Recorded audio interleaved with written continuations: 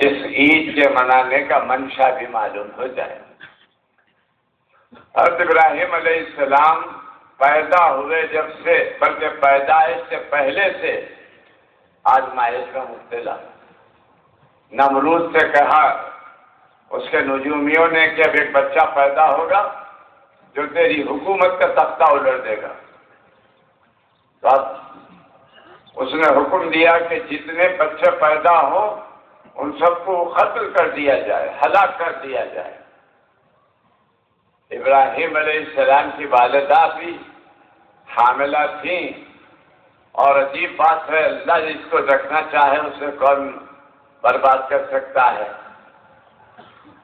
جب لوگ تحقیق کو آتے تو آپ کا حمل ظاہر نہیں ہوتا، اور جب باہر چلے جاتے تو پھر آپ کے والدہ صاحبہ کا حمل ظاہر ہوتا۔ یہاں تک کہ پیدائش کا وقت آیا تو حضرت کو لے جا کر ایک غار میں بیچاری والدہ صاحبہ نے وہاں جا کر قیام کیا، اور وہیں حضرت پیدا ہوئے۔ ہیبت میں بچے کو چھوڑ کر آ گئی، مگر جس کی حفاظت اللہ کرے اسے کون برباد کر سکتا ہے؟ بے شک۔ کیا ہوا؟ چند دن کے بعد بی بی صاحبہ گئیں اور کہا کہ دیکھو بچے کی کچھ ہڈیاں وڈیاں ہوں گی تو اس کو دفنا دیں گے۔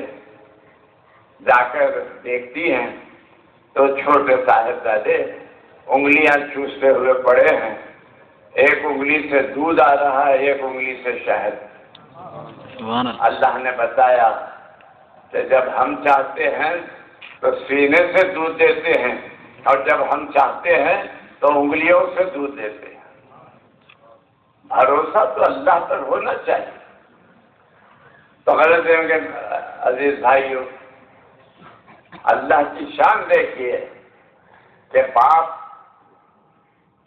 آدم بت تراش، بات کہتے ہیں کہ وہ باپ نہیں تھا بلکہ چاچا تھا، کیونکہ حضور فرماتے ہیں میں پاک پیٹوں سے پاک پیٹوں میں آیا ہوں۔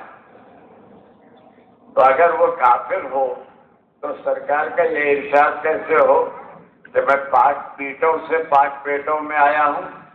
اسی لیے بعض حضرات نے بتایا کہ اس حضرت کے والد کا نام آدم نہیں تھا بلکہ طارق تھا، اور سے اور بعض دوسرا نام بولتے ہیں۔ پرانی ہسٹری سے پہلے کے واقعات ہیں، کہاں سمجھ میں آتے ہیں؟ تو میرے عزیز بھائیوں، حضرت ابراہیم علیہ السلام کو آپ کے اس عمل سے کہ آپ بت پرستی کو پسند نہیں کرتے تھے، آپ کہتے تھے کہ بھائی جن چیزوں کو ہم اپنے ہاتھ سے بنائے ہیں، جس کے ہم خالق ہیں، وہ ہمارا خالق ہمارا بنانے والا کیسا ہوتا؟ تو اس زمانے میں ایک ان کے عبادت خانے میں گئے، شاہی عبادت خانے میں، سب کو کلہاڑی سے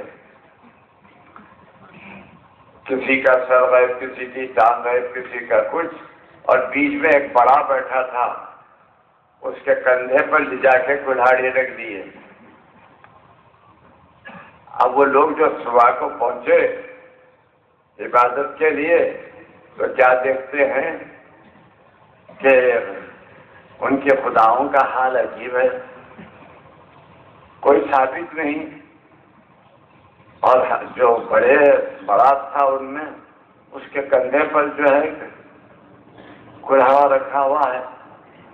سمجھ لینا نہیں کہ یہ سب کارگزاری اس کی ہے، جی، بجائے اس کے کہا کون کیا ہوگا؟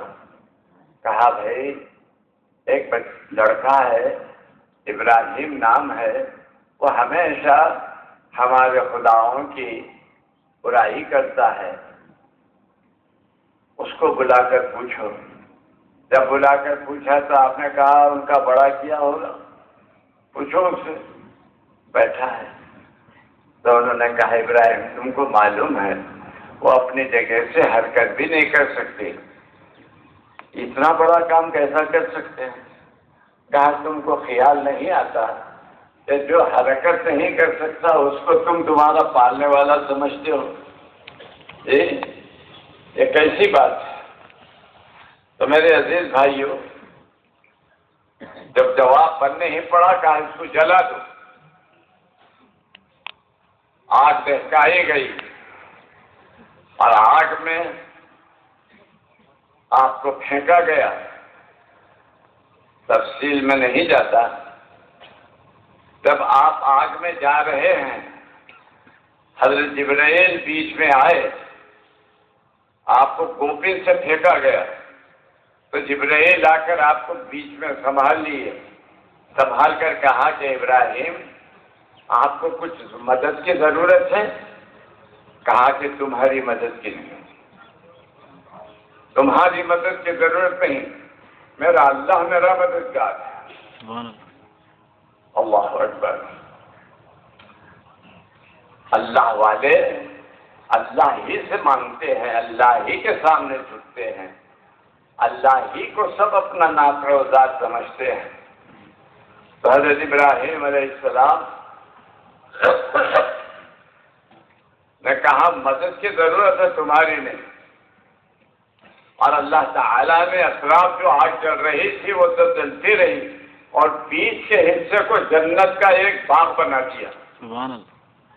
اور جب آپ کو آگ میں پھینک دیا گیا تو اللہ تعالیٰ کا ارشاد ہوا قُلْنَا يَا نَارُ كُونِي بَرْدًا وَسَلَامًا عَلَىٰ إِبْرَاهِيمَ، اے آگ ٹھنڈی ہو جا، کہیں ایسی ٹھنڈی نہ ہو کہ ابراہیم اکڑ جائے، بَرْدًا وَسَلَامًا، سلامتی کے ساتھ ٹھنڈی ہو، کہیں پوری دنیا کی آگ ٹھنڈی ہو جائے گی۔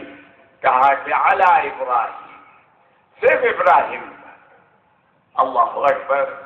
آپ غور کیجیے، آگ باغ ہو گئی، ابراہیم علیہ السلام آگ میں ایسے بیٹھے ہیں جیسے باغ میں بیٹھتے ہیں۔ سبحان اللہ۔ آج بھی اگر کوئی نمرود اللہ کے ماننے والوں کو تباہ کرنا چاہتا ہے، آپ بے فکر رہیے، یہ فسادات کی آگ، یہ فتنوں کی آگ ہم کو اللہ سے جدا نہیں کر سکتی، بلکہ یہ ہم کو اور اللہ کے قریب کر رہی ہے، اور اللہ کے قریب کر رہی ہے۔ جتنا چاہے آزما دو، جتنی چاہے مصیبتیں ڈال دو، نوجوانوں کو پکڑ کر جیلوں میں ٹھوک دو، اور پھر اس کے بعد جب قصور ثابت نہ ہو، 3rd ڈگری کے ان کے اوپر مظالم کے بعد، تو کہو کہ ہم تم کو رکشا دلا دیتے ہیں۔ یعنی ظلم، پھر اس پر ایجوکیٹڈ طلباء کو رکشے بنڈی دلا دے، کیسی بات۔ مگر ایک بات یاد رکھیے، ایمان کمزور ہے ہمارا۔ علامہ اقبال نے کہا آج بھی ہو جو براہیم سا ایمان پیدا، آج کر سکتی ہے انداز گلستہ پیدا۔ آج بھی اگر ایمان محکم ہو ابراہیم علیہ السلام کے جیسا، تو یہ آگ، ہر قسم کی آگ، فساد کی آگ، طوفان کی آگ، اور ہم